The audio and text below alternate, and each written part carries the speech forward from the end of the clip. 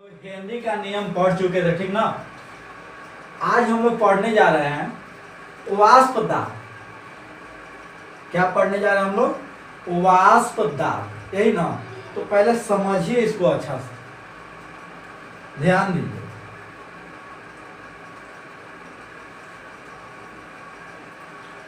मान लीजिए कि आपके पास यह कोई खुला, अभी खुला मान रहे हैं, ठीक ना। यह आपके पास एक खुला बर्तन, ठीक है, जिसमें आपके पास द्रव भरा हुआ है।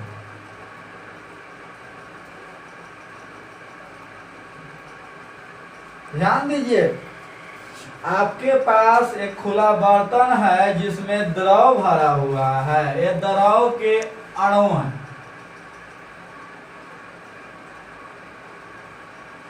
ठीक है। ध्यान समझिएगा।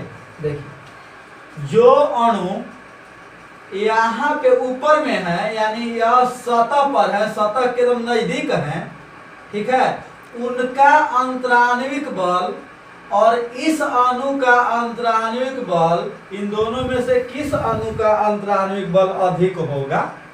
देखिए, जो अणु ऊपर में है, जो अणु सतह से सटा हुआ है, पानी के लेयर से सटा हुआ है, यह केवल नीचे ही ना आकर्षण कर रहा होगा, नीचे की वस्तु नहीं खींचेगा। लेकिन जो यहाँ पे वस्तु है उसको इधर भी खींच रहा होगा, इधर भी खींच रहा होगा, इधर भी खींच रहा होगा, इधर भी खींच रहा होगा। बात समझ में आया?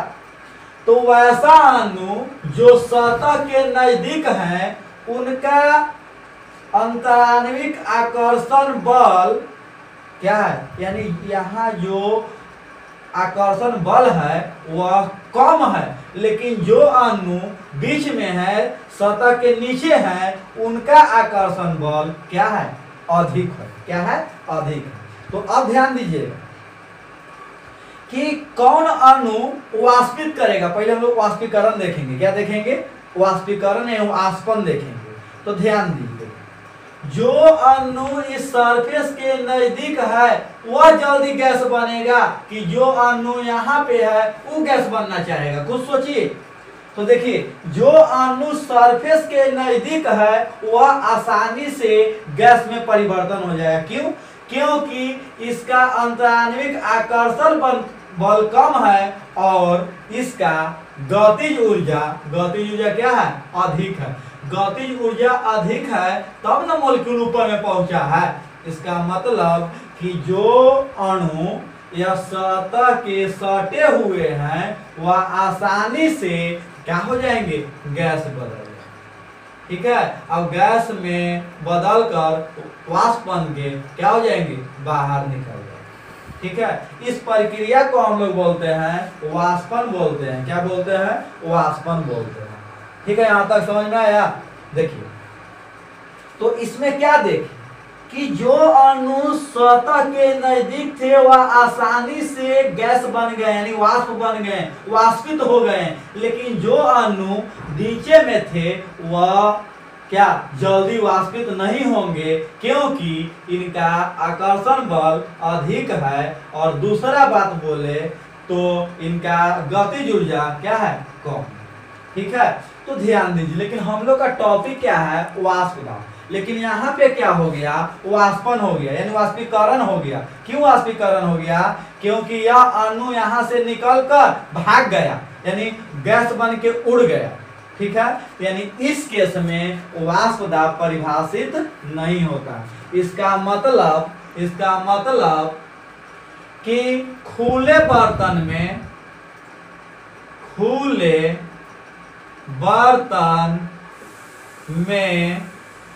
वाष्प दाब परिभाषित नहीं होता है, ठीक है। क्या देखे? खुले बर्तन में वाष्प दाब परिभाषित नहीं होता है, क्योंकि जो अणु वाष्प बन रहे थे वह वाष्प बन के रुके नहीं, क्या हो गए? बाहर भाग गए, ठीक है। तो यहाँ पे वाष्प के द्वारा कोई दाब नहीं लगा। तो ऐसे बर्तन में वाष्प दाब परिभाषित नहीं होता है। बात समझ में आया? यानी खुला बर्तन में वाष्प दाब परिभाषित नहीं होता। अब बंद बर्तन का स्थिति देखिए। अब मान लीजिए अब आप इस बंद बर्तन कर दिए, यानी बर्तन को बंद कर दिए, ठीक है, और यहाँ इतना तक आपका द्रव भरा हुआ, तो अभी भी वही स्थिति कि जो द्रव के अणु सरफेस के नजदीक होंगे और जो सरफेस के नीचे होंगे तो इनका आकर्षण बल अधिक होगा, जबकि इनका आकर्षण बल क्या होगा? कम होगा। तो जब कम होगा तो यह अणु आसानी से क्या हो जाएंगे? गैस बन जाएंगे। क्या हो जाएंगे? गैस बन जाएंगे। लेकिन गैस बनने के बाद वापस इस पर क्या करेंगे? अपना दाब लगाएंगे। क्यों? क्योंकि यह अणु अब बाहर नहीं निकल सकता है। क्यों? क्योंकि बर्तन क्या है? बंद है। बात समझिए, जो अणु सतह के नजदीक थे वो तो गैस बन जा रहा है, लेकिन गैस बन के यहाँ पे बाहर नहीं निकल रहे हैं। क्यों? क्योंकि बर्तन को क्या कर दिए हैं आप? बंद कर दिए हैं। तो जो द्रव के अणु गैस में बदल रहे हैं, अब गैस में बदल के क्या कर रहे हैं? वापस इस पर क्या कर रहे हैं? दाब लगा रहे हैं। तो अब देखिए, यह द्रव के अणु था लेकिन बदल किस में गया? गैस में। अब गैस बन के क्या करने लगा? इसके ऊपर अब क्या करने लगा? दाब लगाने लगा। इसी दाब को हम लोग क्या बोलते हैं? वाष्प दाब कहते हैं। बात समझ में आया? जब कोई द्रव के अणु क्या गैस में बदल जाते हैं, गैस में बदलने के बाद देखिए बर्तन बंद है, वापस नहीं बाहर नहीं जाएगा, अब वो वापस इस पर क्या करेगा? अपना दाब आरोपित करेगा। तो इसी दाब को क्या कहते हैं? वाष्प दाब। ठीक है ना? आया बात समझ में? चलिए देखिए, लिखवाते हैं लिखने। तो वाष्प दाब किसको बोलेंगे? तो बंद पात्र में देखिए, वाष्प दाब जब भी परिभाषित होगा तो बंद बर्तन में, यानी खुले बर्तन में नहीं, क्योंकि खुला बर्तन में जो द्रव के अणु गैस में परिवर्तन होगा वह बाहर चला जाएगा। इसलिए वाष्प दाब किसमें परिभाषित होगा? तो बंद में। तो बंद पात्र में साम्यावस्था में, साम्यावस्था क्यों समझते हैं? यानी दोनों एक दूसरे के क्या? बराबर अवस्था में हो जाए। साम्यावस्था में नियत ताप पर, क्या जी? नियत ताप पर, ताप को क्या करके? स्थिर करके, नियत ताप पर द्रव के ऊपर वाष्प के द्वारा आरोपित दाब क्या कहलाता है? वाष्प दाब कहलाता है। देखिए, नियत ताप पर, ठीक है, नियत ताप पर वाष्प के, देखिए वाष्प बन चुका है, तो वाष्प के द्वारा किसके ऊपर जी? वाष्प के द्वारा, ध्यान दीजिए ध्यान दीजिए, ये आपका लिक्विड था, ये बंद कर रहा है, तो ये आपका गैस बन चुका है, गैस मॉलिक्यूल। तो गैस मॉलिक्यूल जितना प्रेशर लगाएंगे किसके ऊपर? इधर से भी लगाएगा ना, तो ध्यान दीजिएगा, नियत ताप पर, ठीक है, द्रव के ऊपर, किसके ऊपर? द्रव सरफेस के ऊपर वाष्प द्वारा आरोपित दाब क्या कहलाता है? वाष्प दाब कहलाता है। ठीक है ना? अपना भाषा में बोल सकते हैं नियत ताप, बंद पात्र में साम्यावस्था में नियत ताप पर, ठीक है, द्रव के ऊपर वाष्प के द्वारा लगाए गए दाब को क्या कहते हैं? वाष्प दाब।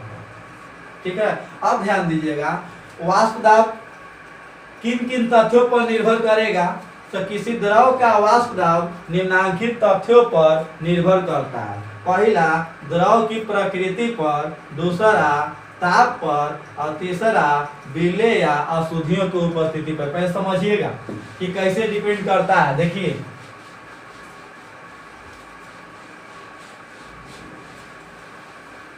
वाष्प दाब किस किस पर निर्भर करता है? तो द्रव के प्रकृति पर, दूसरा ताप पर, और तीसरा विलेय या अशुद्धियों की उपस्थिति पर। तो द्रव के प्रकृति पर पहले समझिएगा। देखिए, इसमें आप द्रव ए ले लिए और इसमें आप द्रव बी ले लिए। ठीक है, यह द्रव का जो इस प्रकार का, ये द्रव जो है थोड़ा सा माने आकर्षण बल अधिक है, इनका आकर्षण बल क्या है? अंतराणविक आकर्षण बल कम है, इनका अधिक। तो आप ही बताइए कि कौन द्रव जल्दी वाष्प में परिवर्तन होगा, बता सकते हैं आप लोग। देखिए यह इस द्रव में दोनों अणुओं के बीच अंतराण्विक आकर्षण बल कम है, और जब आकर्षण बल कम है तो यह जो अणु है जल्दी क्या करेगा, गैस में बदल के और इसके ऊपर दाब लगाना क्या करेगा, स्टार्ट करेगा। ठीक है, लेकिन इन अणुओं के बीच में आकर्षण बल मजबूत है, और आकर्षण बल मजबूत होने का कारण यह है कि इस अणु को आपको गैस में बदलने के लिए ज्यादा क्या करना पड़ेगा, टेम्परेचर देना पड़ेगा, बाद में ज्यादा ताप देना पड़ेगा। इसका मतलब जिस द्रव अणु का अंतराण्विक आकर्षण बल कम होगा उसका वाष्प दाब अधिक होगा। क्लियर है, बात समझिएगा कि जब द्रव के अणु के बीच आकर्षण बल कम है, इसका मतलब कि वह जल्दी वाष्प बन जाएगा और जल्दी गैस बन के उसके ऊपर क्या करेगा, दाब लगाना स्टार्ट कर देगा। तो जिस द्रव अणु का अंतराण्विक आकर्षण बल कम होगा उसका वाष्प दाब क्या होगा, अधिक। ठीक है, पहला। दूसरा समझिएगा ताप पर। दूसरा किस पर समझिएगा, ताप पर। ताप पर कैसे डिपेंड करेगा,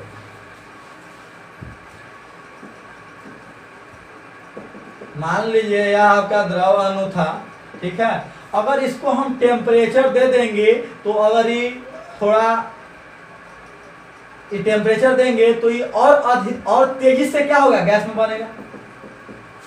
अगर हम इसको ताप बढ़ा देंगे तो यह जो द्रव के अणु हैं क्या करेंगे, जल्दी से गैस में परिवर्तन हो जाएंगे। इसका मतलब कि ताप बढ़ाने पर क्या वाष्प दाब क्या होता है, बढ़ता है। ठीक है, ताप बढ़ाने पर वाष्प दाब क्या होता है, बढ़ता है। ताप बढ़ाने पर क्या होगा, गैस में ज्यादा होगा, जब बनेगा तो यहाँ पे वाष्प दाब क्या हो जाएगा, इंक्रीज जाएगा। तो ताप बढ़ाने पर क्या वाष्प दाब क्या होता है, बढ़ता है। ठीक ना।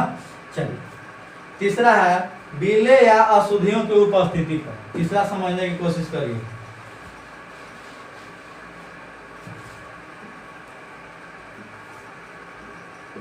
ये द्रव है आपका एगो, ये है आपका द्रव एगो। ठीक है, मान लीजिए इसमें जो आप विलेय या अशुद्धि मिला रहे हैं वो भी वाष्पित होता है, वो भी वाष्प के रूप में परिवर्तित होता है। जैसे ए था, ठीक है, मान लीजिए हम मिलाएं सी, ठीक है, और सी भी आपका गैस बनता है, तो ऐसी स्थिति में वाष्प दाब क्या हो जाएगा, बढ़ जाएगा। क्या हो जाएगा, बढ़ जाएगा। लेकिन द्रव बी और इसमें हम एगो डी मिला दिए जो वाष्पित नहीं होता है, जो वाष्प नहीं बनता है, वाष्प नहीं बनता है, तो इस स्थिति में वाष्प दाब क्या हो जाता है, घट जाता है। क्या हो जाता है, घट जाता है। ठीक है, तो क्या देखें हम लोग, वाष्प दाब कितने चीज पर जुड़ेगा, तीन चीज पर। पहला क्या, द्रव की प्रकृति पर देख लिए। द्रव की प्रकृति के में क्या देखिए कि जिसका अंतराण्विक आकर्षण बल कम होगा वह उसका वाष्प दाब क्या हो जाएगा, अधिक होगा। दूसरा, तापमान बढ़ाने पर क्या हो जाएगा, बढ़ जाएगा। ठीक है, अब तीसरा देखिए,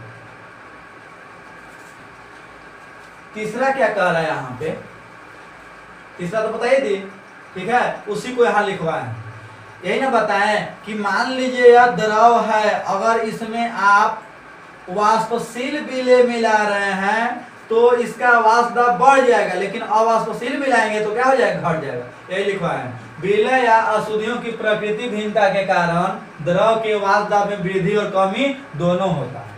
अवाष्पशील विलेय यानी वैसा विलेय जो वाष्प न बने, तो अवाष्पशील विलेय द्रव के वाष्प दाब को क्या करता है, घटा देता है। जबकि वाष्पशील विलेय जो वाष्प बनता है वह क्या,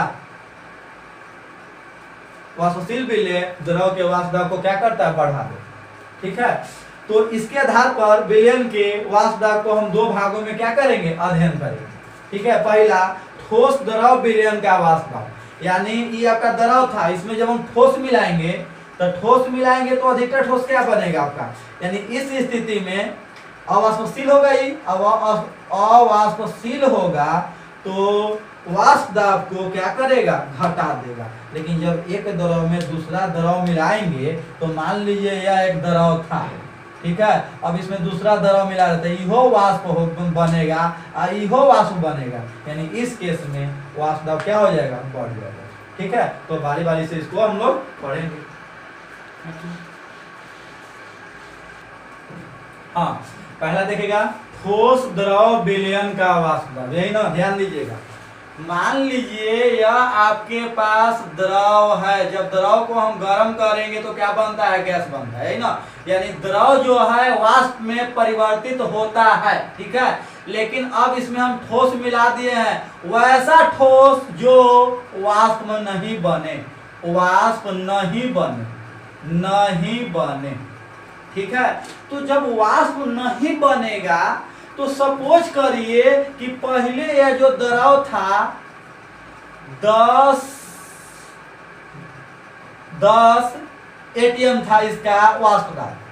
ठीक है, जब द्रव था तब, जब इसको हम मिला दिए एक ऐसा ठोस जो वाष्प नहीं बनने दे रहा है, तो इसका मतलब कि अब जो विलयन बनेगा इसका वाष्प दाब एकरा से क्या हो जाएगा, कम हो जाएगा। क्या हो जाएगा, कम हो जाएगा।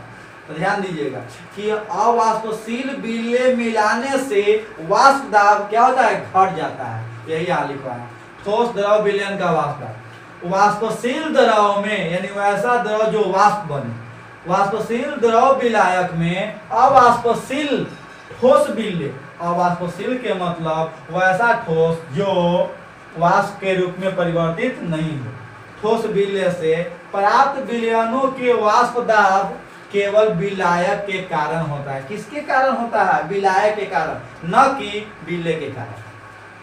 ठीक है, अतः ऐसे विलयनों का वाष्प दाब शुद्ध द्रव विलायक से क्या हो जाता है, कम हो जाता है। देखिए यहाँ खाली द्रव था तो कितना था, 10, लेकिन जब ठोस मिला दिए तो मान लीजिए कितना हो गया, 8 हो गया, यानी घट जाएगा।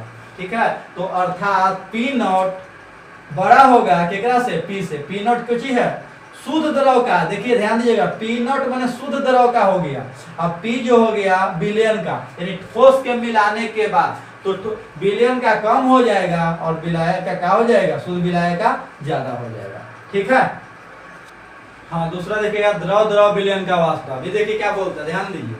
मान लीजिए यह कोई द्रव है आपके पास, द्रव वाष्प में के रूप में परिवर्तित होगा, जो आप विलय मिला रहे हैं वो भी द्रव है, इहो आपका गैस के रूप में परिवर्तित होगा, यानी इहो वाष्प बनेगा, इहो वाष्प बनेगा, इसका मतलब कि इसका वाष्प दाब क्या हो जाएगा, बढ़ जाएगा। क्लियर, तो यही यहाँ लिखवाया गया है, वाष्पशील द्रव विलायक में वाष्पशील विलय से प्राप्त विलयनों का वाष्प दाब दोनों के कारण होता है, इसके कारण भी और इसके कारण भी। अतः ऐसे विलयनों का वाष्प दाब शुद्ध द्रव विलायक से क्या हो जाता है, शुद्ध द्रव विलायक से अधिक होता है, अर्थात पी क्या हो जाएगा, बड़ा हो जाएगा केकरा से, पी नॉट से। पी नॉट क्या है, शुद्ध द्रव विलय का वाष्प दाब, पी क्या है, विलयन का वाष्प दाब। यही इतना था आपका वाष्प दाब। अब हम लोग आगे पढ़ेंगे राउट्स का नियम।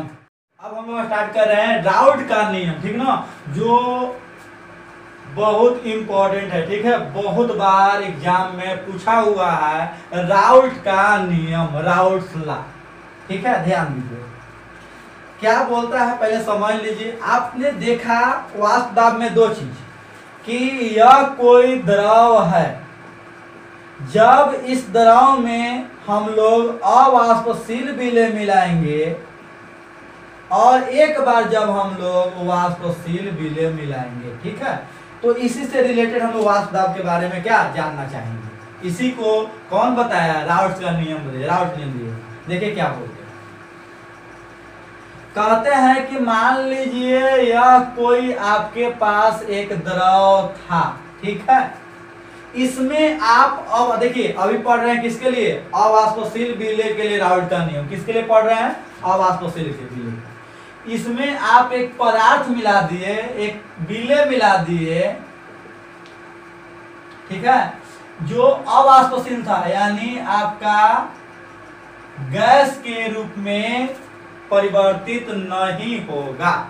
ठीक है, तो कहते हैं कि इसको मिलाने के बाद जो पूरा विलयन बनेगा, क्या जी, जब हम लोग अवाष्पशील विलय मिलाएंगे किसी द्रव में, जब अवाष्पशील विलय मिलाएंगे तो विलयन बन जाएगा। तो कहते हैं कि पूरे विलयन का जो वाष्प दाब होता है, ध्यान दीजिए क्या बोलते हैं, पूरे विलयन का जो वाष्प दाब होता है वह विलायक के मोल अंश के समानुपाती होता है। क्या बोलते हैं, ध्यान दीजिए, देखिए यह आपके पास विलायक था, इसमें हम लोग मिला दिए अवाष्पशील विलय। तो कहते हैं कि अवाष्पशील विलय मिलाने के बाद जो विलयन बना तो पूरे विलयन का वाष्प दाब, ठीक है, विलायक के नॉट विलय, विलायक के मोल अंश के क्या होता है, समानुपाती होता है। ठीक है, अर्थात पी एस मान लें, पी एस का मतलब समझिएगा, पी एस, पी के मतलब प्रेशर यानी वाष्प दाब, और एस का मतलब सोल्यूशन यानी विलयन, यानी पी विलयन हो गया, विलयन, पूरा विलयन मिलाने के बाद का समानुपाती होता है किसका, विलायक के मोल अंश, X2 से सूचित करते हैं जी, X2। ठीक है, ध्यान दीजिए, यहां से ही हटेगा तो P S is equal to P naught X2।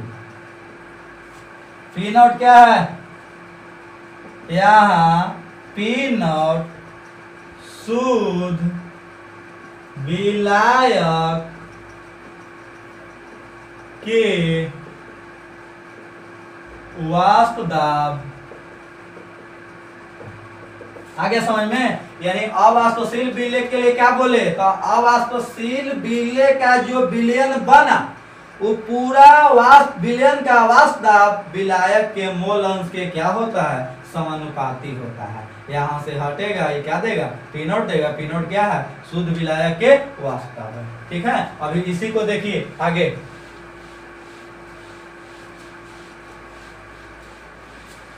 चलिए आप लोग जानते हैं, क्या जानते हैं, क्योंकि X2 बराबर 1 माइनस X1 हम लोग विलय के मोल अंश के पद में व्यक्त करना चाहते हैं, तो X2 बराबर यानी मोल अंश के सम कितना होता है, 1 होता है।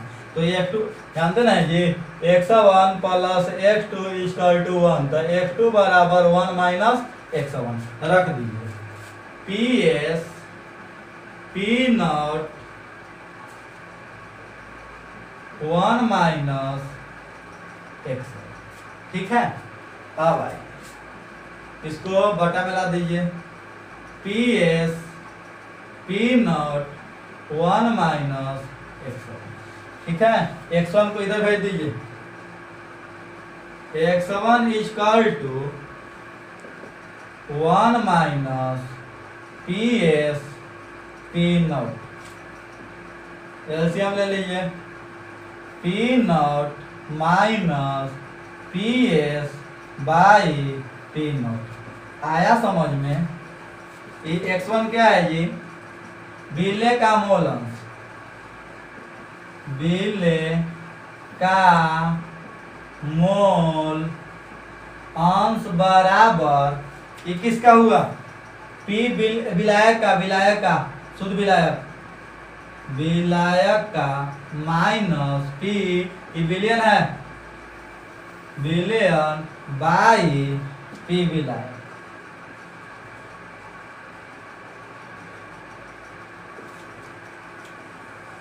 ठीक है, यहाँ तक कोई दिक्कत। अब इसका डाउट है कहीं, इसको बटा में ला दिए, माइनस में यानी प्लस में, ये प्लस में यानी के माइनस में, एलसीएम ले लिए। ये पी नॉट किसको माने थे, विलायक का, एस किसको माने थे, विलयन का, तो पी विलायक माइनस पी विलयन बटा में पी विलायक, ये X1 क्या हो गया, विलय का मोल। अब इसका ग्राफ देख लीजिए,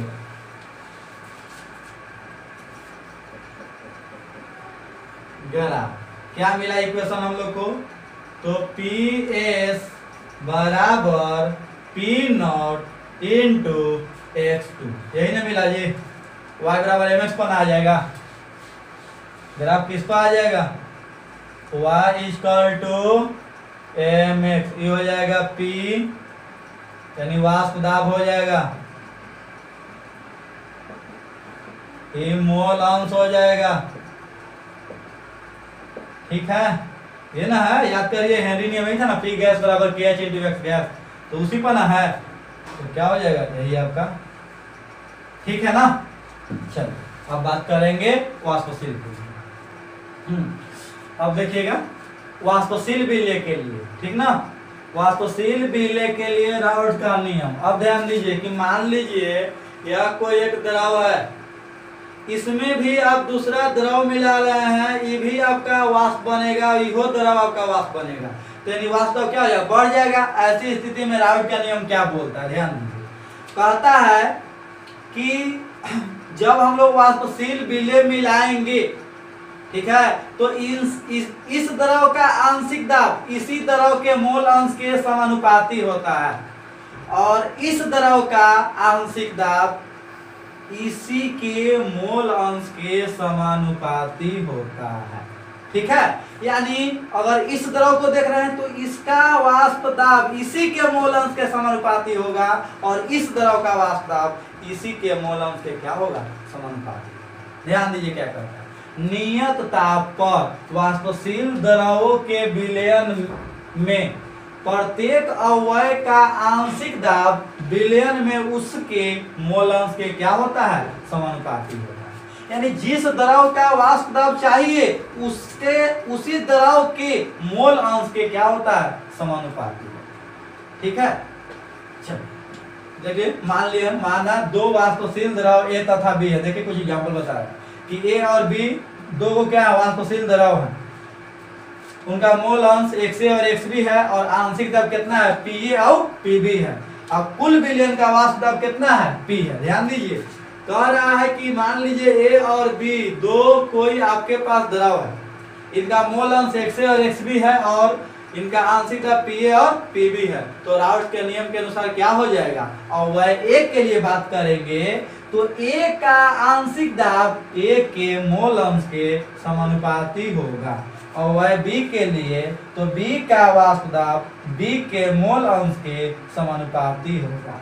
ठीक है, यहाँ से समानुपाती हटेगा तो क्या आता है, कांस्टेंट आता है, जिसका नाम क्या है, PA नॉट। यहाँ से हटेगा तो क्या देगा, PB नॉट। तो यहाँ पे P नॉट और नॉट क्या है, तो P नॉट जो है अवयव का शुद्ध अवस्था में वाष्प दाब है। देखिए यहाँ P नॉट अवयव का शुद्ध अवस्था में वाष्प दाब है। ठीक ना, चलिए कोई दिक्कत है यहां तक। ध्यान दीजिएगा, तब क्या मिल गया हमको मिल गया PA बराबर PA नॉट XA, और क्या मिला, PB बराबर PB नॉट XB, यही ना। अब देखिए, अब A और B दोनों एक ही में, तो हम पूरे विलयन के बारे में बात करना चाहते हैं। तो देखिए एक वैज्ञानिक था जिसका नाम था डॉल्टन, वो क्या बोला था कि मान लीजिए किसी कंटेनर में A, B और C तीन गैस हैं, और तीनों के हमको दाब मालूम है, तो पूरे विलयन का वाष्प दाब ज्ञात कर सकते हैं, तीनों को जोड़ देंगे। ठीक ना, तो यही बोलता है डॉल्टन के नियम के अनुसार विलयन का कुल वाष्प दाब उसके अवयव यानी विलय और विलायक के आंशिक वाष्प दाबों के योगफल के क्या होता है, बराबर होता है। अर्थात क्या हो जाएगा, P टोटल बराबर PA प्लस PB। ठीक है, अब P विलयन के वाष्प दाब को P टोटल को हम लोग खाली P भी लिख सकते हैं। ठीक है, अब आइए PA का वैल्यू मालूम था, PA not XA plus PB not XB। ठीक है, ये आपका पूरे विलयन का वाष्प दाब। ठीक है, अब इसी में देखिए कुछ, अब मान लीजिए एक से तो है A का मोल अंश B है, B का मोल अंश, अब दोनों को एक में चेंज करना चाहते हैं। ठीक है, तो हम लोग जानते हैं चूंकि XB बराबर 1 माइनस XC। ठीक है ना, चलिए समीकरण 1 से बोलिए P A not X A plus P B naught 1 minus X B की जगह पर रख दिए हैं 1 minus X P is equal to बोलिए कितना हो जाएगा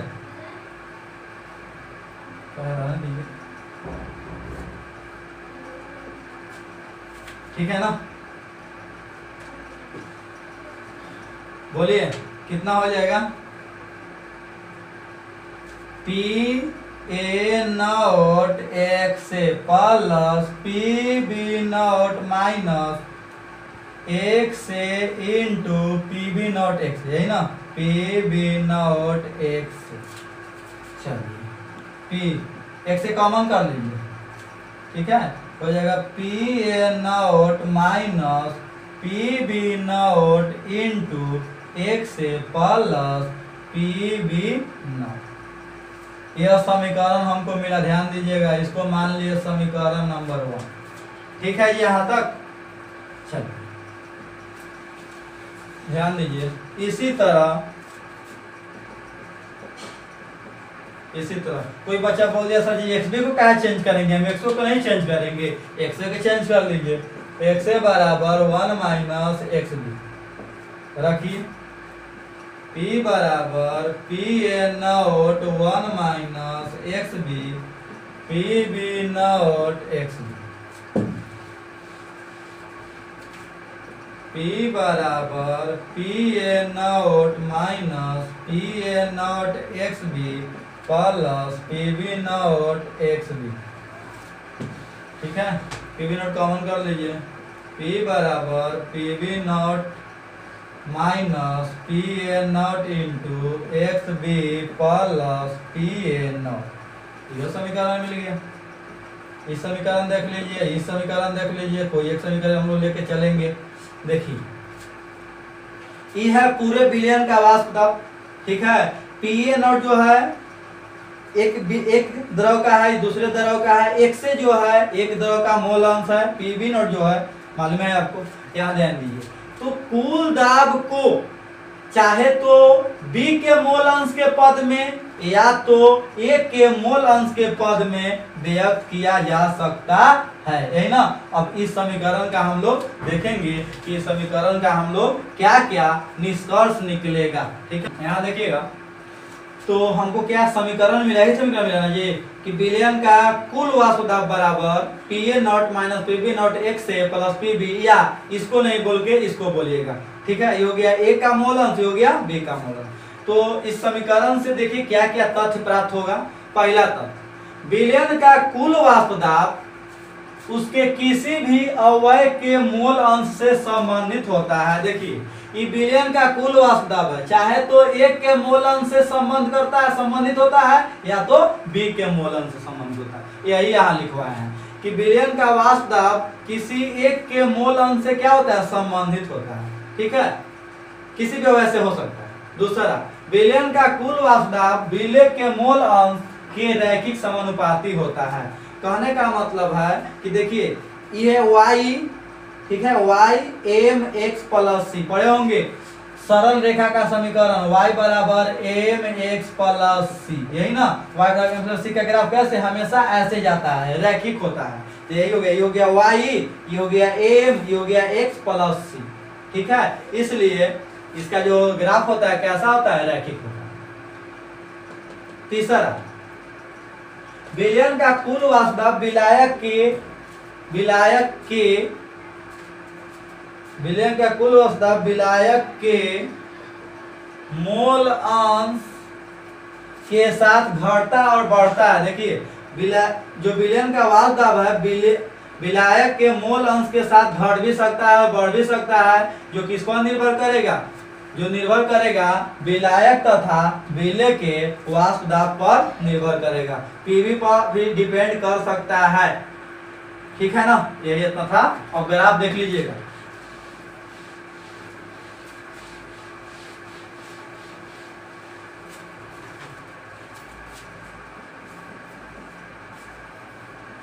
ग्राफ देखिएगा,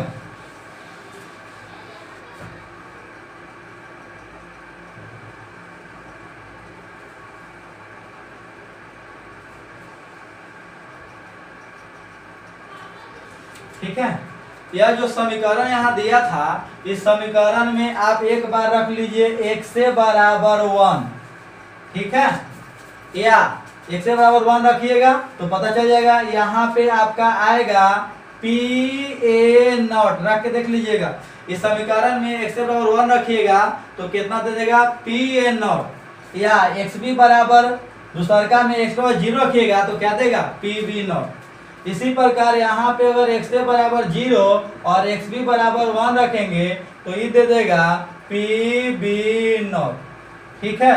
तो ये जो आपका ग्राफ होगा पी ए का हो जाएगा सरल रेखा में, और ये जो ग्राफ हो गया ये हो गया आपका पी बी का, और ये जो हो गया पूरे बिलियन का ग्राफ हो गया पी टोटल, यानी P A plus P B, ठीक है। यही जो है आपका राउथ लॉ के वाष्पशील बिजली के लिए ग्राफ है, ठीक है ना।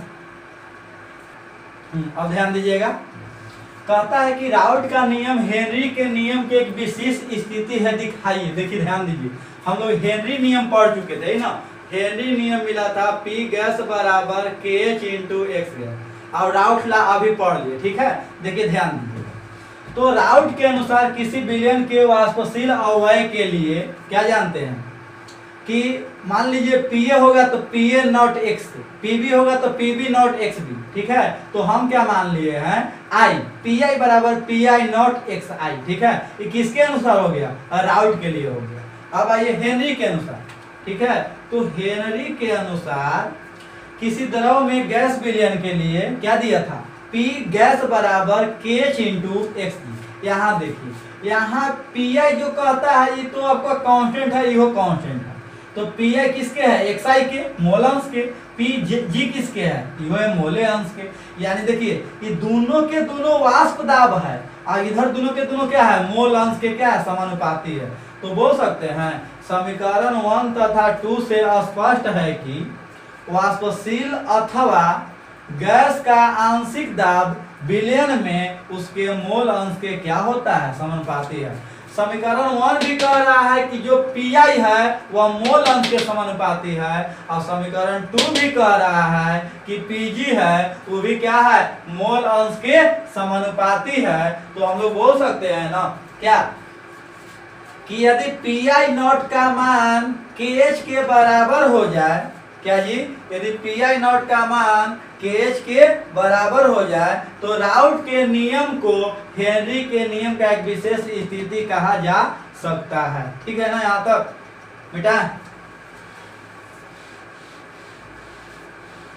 लिखिएगा, यदि पी आई नॉट का मान के एच के बराबर हो जाए तो राउथ के नियम को